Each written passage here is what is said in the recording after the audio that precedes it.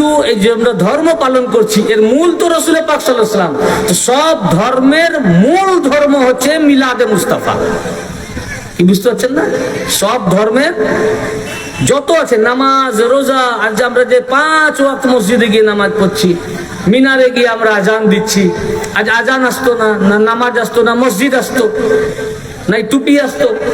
এগুলো সব কিছু এসছে রাসূল পাকের কারণে। কার কারণে? রাসূল পাক সাল্লাল্লাহু আলাইহি ওয়াসাল্লামের কারণে। তো সব ধর্মের মূল মিলাদে মুস্তাফা সাল্লাল্লাহু আলাইহি ওয়াসাল্লাম। রাসূল পাকের মিলাদ যদি না হতো, কোন পয়গম্বরদেরকে আল্লাহ সৃষ্টি করতেন না, মানুষও সৃষ্টি করতেন না, পৃথিবীও সৃষ্টি হতো না, কিছুই সৃষ্টি হতো না, পৃথিবীও সৃষ্টি হতো না, আসমান হতো না, সূর্য চন্দ্র গ্রহ কিছুই হতো না। সব কিছু হওয়ার মূল রাসূল পাক। এবারে আপনারা চিন্তা করুন, রাসূল পাক সাল্লাল্লাহু আলাইহি ওয়াসাল্লামের পৃথিবীর বুকে আগমন কত বড় নিয়ামত, কত বড় একটা ধর্ম। সব ধর্মের কেন্দ্রবিন্দু হচ্ছে রাসূল পাক সাল্লাল্লাহু আলাইহি ওয়াসাল্লামের আগমন। উনার আগমনকে কেন্দ্র করে সবকিছু। তাহলে এটা কত বড় ধর্ম, রাসূল পাক সাল্লাল্লাহু আলাইহি ওয়াসাল্লামের আগমনকে পালন করাটা কত বড় ধর্ম, যে সকল ধর্ম কুরবান মিলাদে মুস্তাফার উপরে, বেলাদাতে মুস্তাফা সাল্লাল্লাহু আলাইহি ওয়া সাল্লামের উপরে। এই জন্য মিলাদে মুস্তাফাকে খুব বড় গুরুত্ব দেওয়া হয়েছে এবং আল্লাহ পাকই গুরুত্ব দিয়েছেন। আল্লাহ পাক গুরুত্ব দিয়েছেন কাসরাতের সাথে। কোরআনে আল্লাহ পাক আয়াত নাযিল করেছেন রাসূল পাকের মিলাদকে নিয়ে। মিলাদ শব্দের অর্থ হচ্ছে আপনার জন্ম বা জন্ম বৃত্তান্ত আলোচনা করা, বা জন্মস্থান বা জন্মদিন, একে মিলাদ বলে, জন্ম। তো আচ্ছা চিন্তা করুন, এই নিয়ে আমাদেরকে উত্তর দিতে হয়। প্রশ্ন আসে, এই মিলাদ শরীফ পাঠ করা জায়েজ কিনা, এই ঈদে মিলাদুন নবী পালন করা জায়েজ কিনা, রবিউল আউয়াল মাস আসলে আনন্দ করা এগুলো জায়েজ কিনা। আচ্ছা ভাই, আমাদের পয়গম্বর আজকে পৃথিবীতে এসেছেন, এতে কি আর কোনো প্রশ্ন থাকে?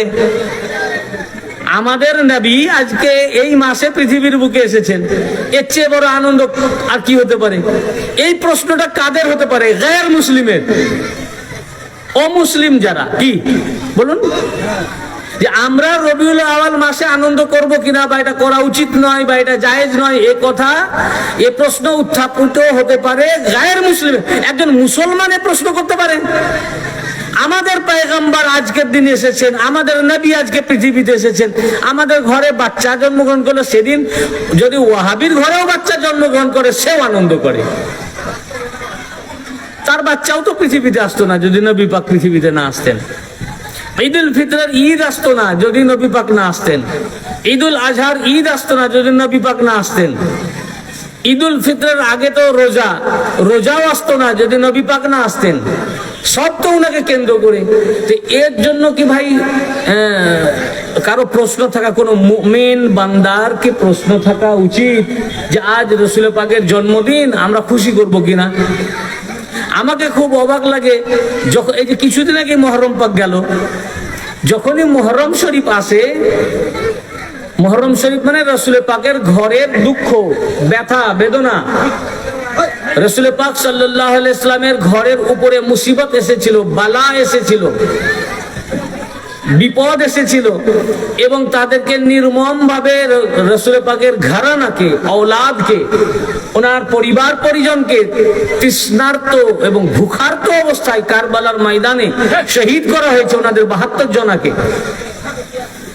এবং বাকিদেরকে কয়েদি করা হয়েছে, বন্দী করা হয়েছে। এটা কার মুসিবত? রাসূল পাকের মুসিবত, ওনার ঘরের।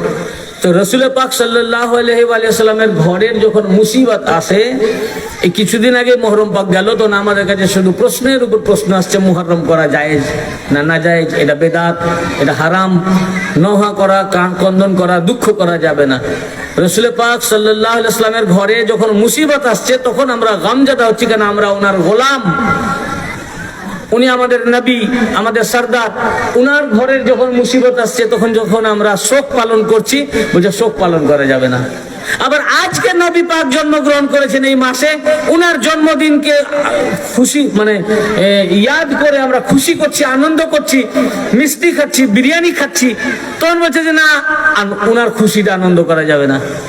আপনারাই নিজেদের বিবেককে প্রশ্ন করুন, রসুল পাক সাল্লাল্লাহু আলাইহি ওয়াসাল্লামের বার্থডে বা জন্ম মাস বা জন্মদিন, এই মাসে খুশি করলে, ওনার জন্মদিনকে উদ্দেশ্য করে আনন্দ করলে যদি কাউকে খারাপ লাগে, আর ওনার দুঃখের দিনে দুঃখ প্রকাশ করলে যদি কাউকে খারাপ লাগে, এই লোকটা বলুন রসুল পাক সাল্লাল্লাহু আলাইহি ওয়াসাল্লামের উম্মত না রসুল পাকের বাইরে, কোনটা? এ তো কোরআন হাদিস লাগে না এর জন্য কি কোরআন হাদিস লাগে? এর জন্য কোরআন হাদিস লাগে না।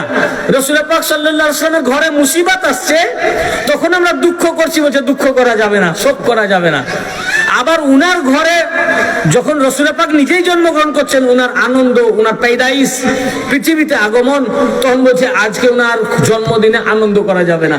এ কথা দ্বারা বোঝা যায় এদের মাথায় 3 তালা টুপি থাকলেও, মুখে দাড়ি থাকলেও, এরা মৌলবি, মুফতি, মুহাদ্দিস যত বড়ই ডিগ্রিধারী হোক না কেন, আর যত এরা নামাজ পড়ুক আর কপালে ঘাটটা থাকুক, ভিতরে মূর্তি রয়েছে, মন থেকে আল্লাহ আল্লাহ রসুলকে মানতে পারেনি।